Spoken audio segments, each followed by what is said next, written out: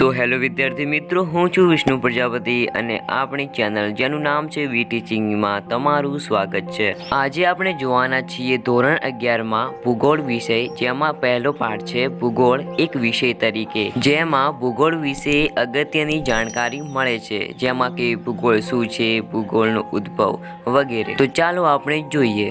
પ્રકરણ 1 ભૂગોળ એક વિષય તરીકે। ભૂગોળ શું છે?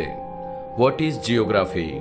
પૃથ્વી મનુષ્ય ઉપરાંત સમગ્ર જીવસૃષ્ટિનું નિવાસ સ્થાન છે। પૃથ્વીનું ભૌતિક સ્વરૂપ સર્વત્ર સમાન નથી। પૃથ્વી ઉપર પર્વતો, ઉચ્ચ પ્રદેશો, મેદાનો, ખીણો, મહાસાગરો, સાગરો, નદીઓ, વિશાળ વનક્ષેત્રો અને વેરાન રણ પ્રદેશો આવેલા છે। પૃથ્વીના ભૌતિક તત્વોની વિવિધતાઓના કારણે સામાજિક, આર્થિક અને સાંસ્કૃતિક પર્યાવરણમાં ભિન્નતાઓનો જન્મ થયો છે। સાંસ્કૃતિક વિકાસની લાંબી યાત્રાને કારણે માનવ દ્વારા ગામડા, શહેરો, બજારો, રેલમાર્ગો, સડક માર્ગો, ઔદ્યોગિક એકમો, બંદરો વગેરે અનેકવિધ સાંસ્કૃતિક વૈવિધ્યવાળું પર્યાવરણ નિર્માણ પામ્યું છે। કેટલાક પ્રદેશોમાં માનવી પ્રતિકૂળ ભૌગોલિક પરિસ્થિતિને આધીન બન્યો છે, તો કોઈક પ્રદેશમાં તેણે પરિસ્થિતિને પોતાના પરિશ્રમ, બુદ્ધિ અને વૈજ્ઞાનિક સંશોધનોથી પોતાને અનુકૂળ બનાવી છે। પૃથ્વી સપાટી પર આવેલા ભૌતિક તત્વો અને માનવીય તત્વોની ભિન્નતાઓનો અભ્યાસ ભૂગોળ વિષયમાં થાય છે। ભૂગોળ માટે જિયોગ્રાફી શબ્દ સૌ પ્રથમ ઈસવીસન પૂર્વેની 2જી સદીમાં ગ્રીક ભૂગોળવિદ ઇરેટોસ્થિનીસે પ્રયોજ્યો હતો। લેટિન ભાષામાં જીઓનો અર્થ પૃથ્વી અને ગ્રાફિયા એટલે વર્ણન કરવું, તેથી ભૂગોળ એટલે પૃથ્વીનું વર્ણન કરનાર વિજ્ઞાન। ભૂગોળનો શાબ્દિક અર્થ પૃથ્વીનું વર્ણન એવો થાય છે। પૃથ્વી સપાટીનું પદ્ધતિસર વર્ણન કરતું વિજ્ઞાન એટલે ભૂગોળ।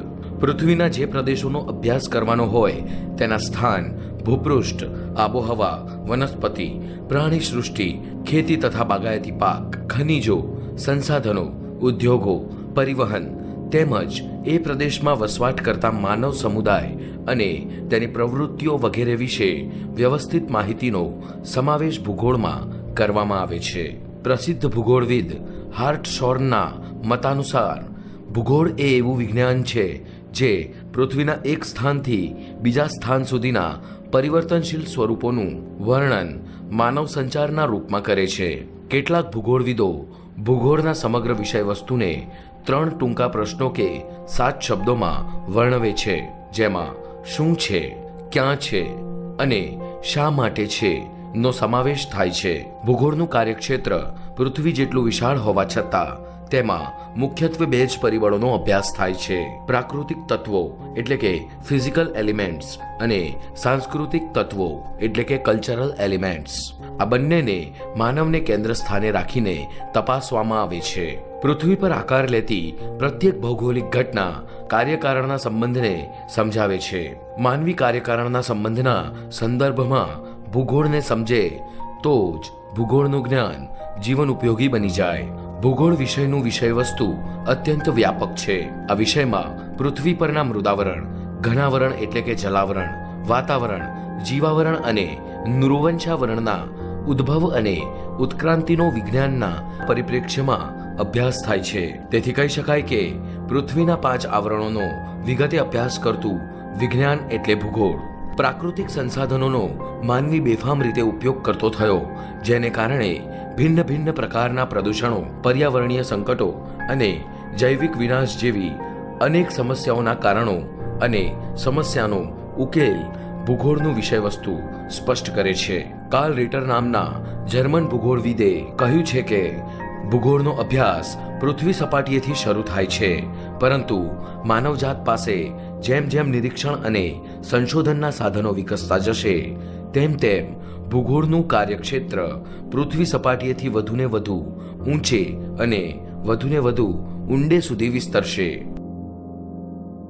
ભૂગોળ એક વિદ્યાશાખા તરીકે ભૂગોળવિદો ભૌગોલિક તથ્યોની વ્યાખ્યા કાર્યકારણના સંદર્ભે જ કરે છે। 2 ભૌગોલિક તથ્યો અથવા એકથી વધારે ભૌગોલિક તથ્યોની વચ્ચેના કાર્યકારણ સંબંધને સમજાવવામાં વધુ રસ દાખવે છે। જેમ કે પંજાબ અને હરિયાણામાં જોવા મળતું કૃષિ પ્રારૂપ કેરળ અને તમિલનાડુના કૃષિ પ્રારૂપથી ભિન્ન છે એ ભૂગોળ સમજાવે છે. પણ તેની સાથે સાથે ભિન્નતાઓનો સંબંધ તે રાજ્યોનું મૃદાવરણ, વાતાવરણ, બજારની માંગ, ત્યાંના ખેડૂતોની આર્થિક પરિસ્થિતિ અને કૃષિ વિષયક તકનીકીનો ઉપયોગ વગેરે જવાબદાર પરિબળોની ચર્ચા પણ કરે છે. ભૂગોળ વિષયને વધુ પ્રાણવાન બનાવનારા મોટા ભાગના ભૂગોળવિદો ભારત, ચીન, અરબસ્તાન અને ગ્રીસ વગેરે દેશોના હતા. આપણા પ્રાચીન વેદો, પુરાણો, આરણ્યકો, બ્રાહ્મણ ગ્રંથો, મહાભારત અને રામાયણ ગ્રંથોમાં પ્રચુર માત્રામાં ભૌગોલિક વર્ણનો છે. અથર્વવેદમાં પૃથ્વી અને તેના લક્ષણો તથા માનવ વસ્તી અંગેની વિગતે ચર્ચા કરવામાં આવી છે. ઈસવીસન પૂર્વેની 2જી સદીમાં ઇરેટોસ્થિનીસે પૃથ્વીનો પરિઘ માપવાનો પ્રયત્ન કર્યો હતો. ગ્રીક ભૂગોળવિદ થેલ્સે ઈસવીસન પૂર્વેની 6ઠી સદીમાં પૃથ્વીના કદ, આકાર, ગતિ વિશેના પોતાના વિચારો રજૂ કર્યા હતા. થેલ્સને વિશ્વનો પ્રથમ ભૂગોળવિદ ગણવામાં આવે છે. ક્લોડિયસ ટોલેમી નામના ગ્રીક ભૂગોળવિદે પૃથ્વીના અક્ષાંશ વૃત્તો, રેખાંશ વૃત્તો અને દેશના ભૌગોલિક સ્થાન વિશેની માહિતી રજૂ કરી હતી. રોમન ભૂગોળવિદ સ્ટાર્બોએ 17 ભૌગોલિક ગ્રંથો રચીને પૃથ્વીનું વિસ્તૃત વર્ણન રજૂ કર્યું હતું. ભારતના આર્યભટ્ટે સૂર્યમંડળ અંગે, વરાહ મિહિરે પૃથ્વીના વ્યાસ સંબંધી વિગતો રજૂ કરી હતી. ભાસ્કરાચાર્યે ગુરુત્વાકર્ષણ સંબંધી માહિતી આપી હતી અને બ્રહ્મગુપ્તે ખગોળ અને જ્યોતિષ વિષયક ગ્રંથોની રચના કરી હતી. મહાકવિ કાલિદાસે પોતાના મહાકાવ્યો મેઘદૂતમ અને કુમાર સંભવમમાં ભારતના પર્વતો, લોકમાતા સમાન નદીઓ અને જંગલો વિશે વર્ણન કરેલું છે. ઇબ્ન બતુતા નામના અરબ ભૂગોળવિદે ભારતની મુલાકાત લઈ અહીંની ભૂમિ અને લોકજીવન અંગેની માહિતી રજૂ કરી હતી. 18મી સદીમાં વિશ્વના મહાન મુસાફરોએ નવા જળમાર્ગની શોધ કરી. તેઓએ પૃથ્વીના ભૌતિક સ્વરૂપ, દેશોના વિભિન્ન સ્થળો, મહાસાગરો તથા વિશ્વના દેશોના લોકજીવનની માહિતી આપી. જર્મનીના એવી હમ્બોલ્ટ, કાર્લ રિટર, ઇમેન્યુઅલ કાન્ટ અને ફેડરિક રેટઝેલ વગેરે મહાન ભૂગોળવેત્તાઓએ ભૂગોળના વિષયવસ્તુ અંગે વિચારો પ્રસ્થાપિત કર્યા. આધુનિક ભૂગોળનું સ્વરૂપ યુરોપ ખંડમાં તૈયાર થયું, જેમાં પ્રાકૃતિક તત્વોને પ્રાધાન્ય અપાયું. 20મી સદીમાં પૃથ્વીના ભૂપૃષ્ઠનો અભ્યાસ પદ્ધતિસર તથા ક્ષેત્રીય એટલે કે પ્રાદેશિક એવા 2 દ્રષ્ટિકોણથી થવા લાગ્યો. 1950 સુધીમાં માનવીને સમજાઈ ગયું કે પૃથ્વી પરના પ્રાકૃતિક સંસાધનો એ સજીવ સૃષ્ટિનો સંપૂર્ણ આધાર છે. પ્રાકૃતિક સંસાધનોનો વિવેકપૂર્વક ઉપયોગની સમજ અપાઈ. 21મી સદીમાં પ્રાકૃતિક ભૂગોળ અને માનવ ભૂગોળ બંનેને લગભગ એક સરખું મહત્વ મળ્યું. 1960 થી 1970ના દશકામાં માત્રાત્મક પ્રવિધિ એટલે કે ક્વોલિટેટિવ ટેકનિક્સ અને અદ્યતન ટેકનોલોજીનો ઉપયોગ ભૂગોળ વિષયમાં શરૂ થયો. 1970ના દશકામાં કૃત્રિમ ઉપગ્રહો અવકાશમાં પ્રક્ષેપિત કરાતા પૃથ્વી સપાટી ઉપરના કે સપાટી નીચેના પદાર્થોના ફોટોગ્રાફ્સ લેવાનું શક્ય બન્યું. પરિણામે ખનિજ ભંડારો અને જળ સ્ત્રોતોની જાણકારી સહજ બની. કૃત્રિમ ઉપગ્રહોના ઉપયોગથી ભૌગોલિક માહિતી તંત્ર એટલે કે જિયોગ્રાફિક ઇન્ફોર્મેશન સિસ્ટમ્સ, ભૂ માહિતી તંત્ર એટલે કે લેન્ડ ઇન્ફોર્મેશન સિસ્ટમ્સ તથા ભૂસ્થિતિ તંત્ર એટલે કે ગ્લોબલ પોઝિશનિંગ સિસ્ટમ્સ ની તકનીક સુલભ બની છે. વર્તમાનમાં અંતરિક્ષ માહિતી તકનીકી એટલે કે સ્પેશિયલ ઇન્ફોર્મેશન ટેકનોલોજી ના વિકાસના કારણે પર્યાવરણ ભૂગોળનું મુખ્ય ક્ષેત્ર બન્યું છે.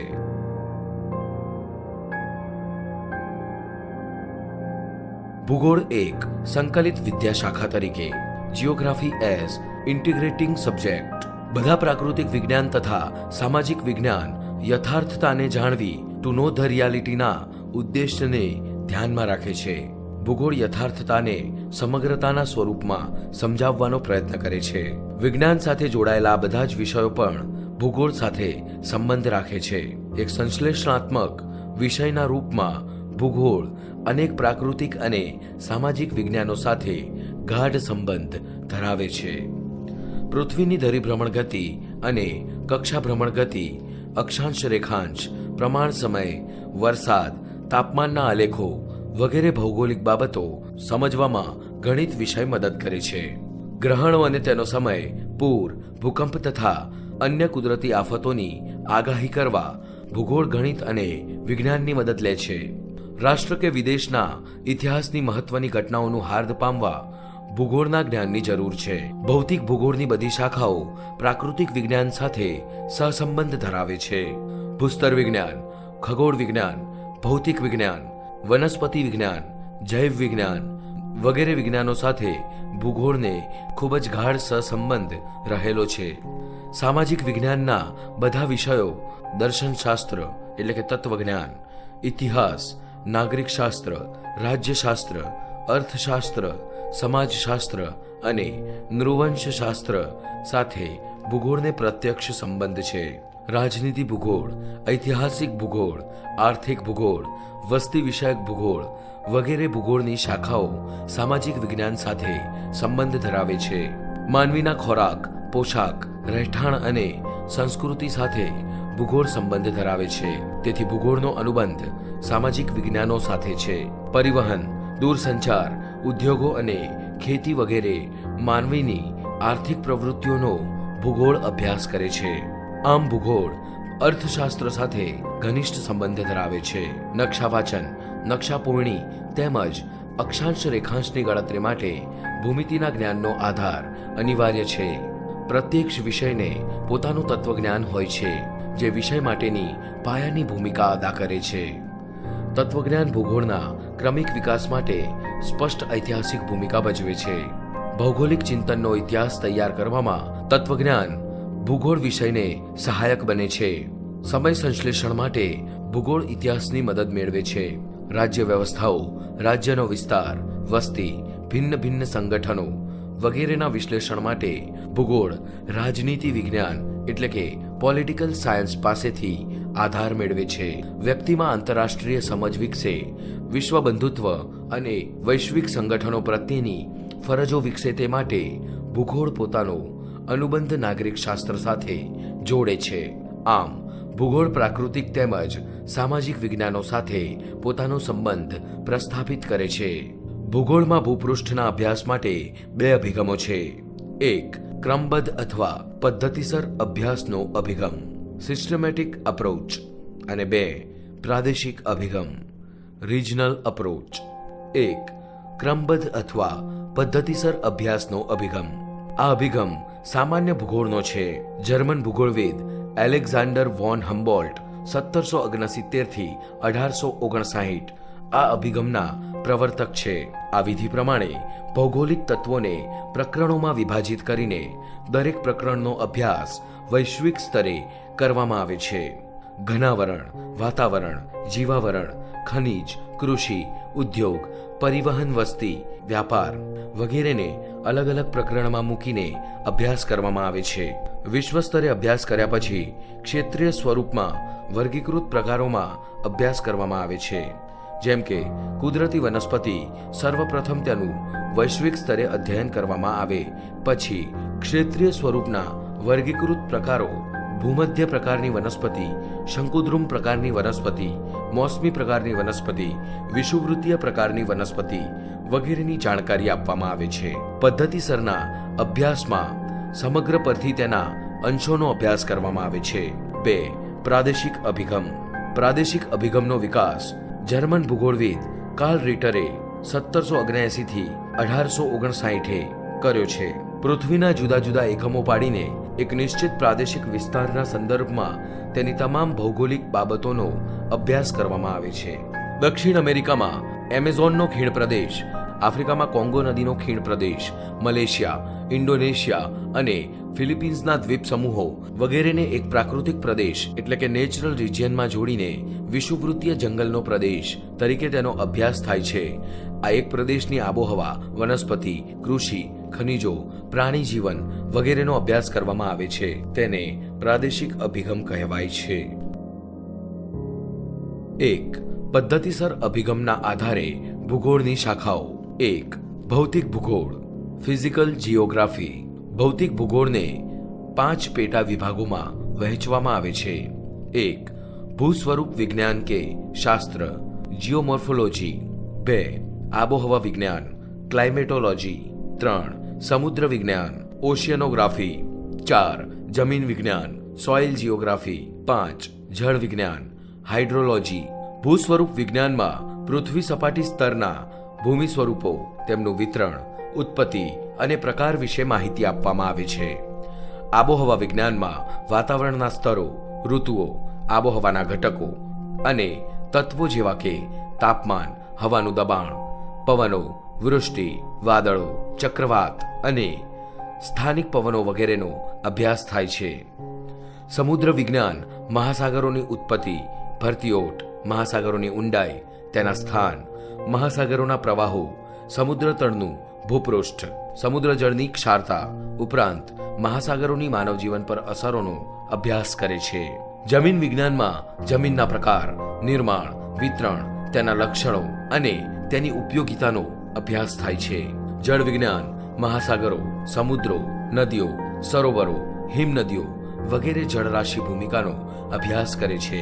2. માનવ ભૂગોળ હ્યુમન જીઓગ્રાફી. પ્રકૃતિ અને માનવીના પરસ્પરના સંબંધોના કારણે ગામડા, કસ્બા, શહેરો, દેશ, કારખાના, સડકો, રેલમાર્ગો, રહેઠાણ વગેરેના સાંસ્કૃતિક લક્ષણો કે વિશેષતાઓ તથા તેમના વિતરણનો અભ્યાસ માનવ ભૂગોળમાં થાય છે.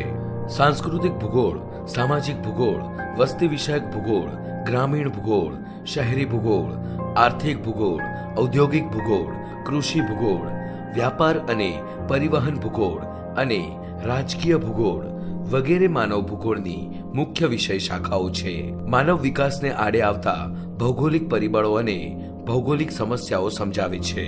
તેના ઉપાયો વિશે ચર્ચા કરે છે. વિડાલ દ લાબ્લાસના મત અનુસાર માનવ ભૂગોળમાં પૃથ્વીને નિયંત્રણ કરનારા ભૌતિક નિયમો તથા પૃથ્વી પર વિકાસ કરનાર સજીવોના પારસ્પરિક સંબંધોનું સંયુક્ત જ્ઞાન સમાવિષ્ટ છે. પ્રવૃત્તિશીલ માનવ અને ગતિમાન પૃથ્વીના પારસ્પરિક બદલાતા સંબંધોનું અધ્યયન એટલે માનવ ભૂગોળ. Ellen Semple. 3. જૈવિક ભૂગોળ બાયોજીઓગ્રાફી. ભૌતિક ભૂગોળ અને માનવ ભૂગોળના આંતરસંબંધોમાંથી જૈવિક ભૂગોળનો જન્મ થયો છે. પ્રાણી ભૂગોળ ઝૂ જીઓગ્રાફી, વનસ્પતિ ભૂગોળ પ્લાન્ટ જીઓગ્રાફી, પારિસ્થિતિકી ઇકોલોજી અને પર્યાવરણ ભૂગોળ એન્વાયરમેન્ટ જીઓગ્રાફી જૈવિક ભૂગોળની શાખાઓ છે. પ્રાણી ભૂગોળ વિવિધ પ્રકારના પ્રાણીઓ, જીવજંતુઓ તથા સૂક્ષ્મ જીવાણુઓના વિતરણ અંગેની માહિતી આપે છે. વનસ્પતિ ભૂગોળમાં જંગલો અને ત્યાંની વિવિધ વનસ્પતિઓ, ઘાસભૂમિના પ્રકારો તથા તેના વિતરણની માહિતી પ્રદાન કરે છે. માનવ તથા પ્રકૃતિ વચ્ચે બદલાતા સંબંધો, પ્રકૃતિની માનવ જીવન પર થતી વિવિધ અસરો, પ્રજાતિઓના નિવાસસ્થાન, તેના ક્ષેત્રો, વિકાસ, વર્ગીકરણ અને તેના વિતરણનો વૈજ્ઞાનિક અભ્યાસ કરે છે. પર્યાવરણીય સમસ્યાઓ, ભૂમિ પ્રદૂષણના પ્રકારો તથા પર્યાવરણીય સંરક્ષણ, સજીવ પર્યાવરણની ગુણવત્તા અવક્રમણ અને માનવ કલ્યાણ ઉપરની અસરોની માહિતી પારિસ્થિતિકી અને પર્યાવરણ ભૂગોળ પ્રદાન કરે છે. 4. ભૌગોલિક પ્રવિધિઓ અને પ્રયુક્તિઓ જીઓગ્રાફિકલ મેથડ્સ એન્ડ ટેકનિક્સ. ભૌતિક પ્રવિધિઓ અને પ્રયુક્તિઓને અંતર્ગત નીચે પ્રમાણેની ઉપશાખાઓનો સમાવેશ થાય છે. ક્ષેત્ર અધ્યયન, ભૌતિક તથા સામાજિક આર્થિક સર્વેક્ષણ, નકશાનું નિર્માણ અને કમ્પ્યુટર પર આધારિત નકશા નિર્માણ. માત્રાત્મક ભૂગોળ special information technology, geographical information system, global positioning system, land information system. 2. પ્રાદેશિક અભિગમ. પ્રાદેશિક અભિગમ એટલે કે રિજનલ એપ્રોચની મુખ્ય ઉપશાખાઓ નીચે પ્રમાણે છે. પ્રાદેશિક અધ્યયન, રિજનલ સ્ટડી, પ્રાદેશિક વિશ્લેષણ, રિજનલ એનાલિસિસ, પ્રાદેશિક વિકાસ, રિજનલ ડેવલપમેન્ટ, પ્રાદેશિક આયોજન, રિજનલ પ્લાનિંગ. ભૂગોળનું મહત્વ, ઇમ્પોર્ટન્સ ઓફ જીઓગ્રાફી. વ્યક્તિ નિર્માણ માટે અથવા માનવીના સશક્તિકરણ માટે ભૂગોળનો અભ્યાસ અનિવાર્ય છે. ખેતી, વ્યાપાર, પરિવહન, ઉદ્યોગોની સ્થાપના માટે અને તેના વિકાસનો ખ્યાલ મેળવવા ભૂગોળનું જ્ઞાન ખૂબ જ મહત્વનું છે. માનવ જીવનના વિવિધ પાસાને સમજવામાં, માનવ સમાજના સાંસ્કૃતિક વારસાનું પૃથક્કરણ કરવા, ઐતિહાસિક ઘટનાઓને સમજવા અને વર્તમાન વૈશ્વિક સમસ્યાઓ હલ કરવા ભૂગોળ પાયાનું જ્ઞાન પૂરું પાડે છે. વ્યક્તિમાં આંતરરાષ્ટ્રીય સમજ વિકસે, વિશ્વ બંધુત્વની ભાવના કેળવાય, રાષ્ટ્ર માટે પ્રેમ પ્રગટે, રાષ્ટ્રીય ગુણો વિકસે વગેરે મૂલ્યોના સંવર્ધન અને વિકાસ માટે ભૂગોળ મહત્વની ભૂમિકા ભજવે છે. રાષ્ટ્રીય અને આંતરરાષ્ટ્રીય સમસ્યા ઉકેલવી હોય તો ભૂગોળનું જ્ઞાન અનિવાર્ય છે. પ્રત્યેક વિષયના અધ્યયન પાછળ કેટલાક લક્ષ્ય અને ઉદ્દેશ્ય હોય છે. ભૂગોળ એક ગત્યાત્મક એટલે કે ડાયનેમિક વિષય છે. તેના વિષય વસ્તુનો વિકાસ વૈજ્ઞાનિક આધારે કરવામાં આવ્યો છે. ભૂગોળના અધ્યયનથી આપણામાં ઘણી ક્ષમતાઓ અને કૌશલ્યો વિકસે છે. પ્રવાસ, પ્રદર્શન, વાર્તાલાપો સમજી શકીએ છીએ. પત્ર મૈત્રી બાંધવાની સૂઝ કેળવાય છે.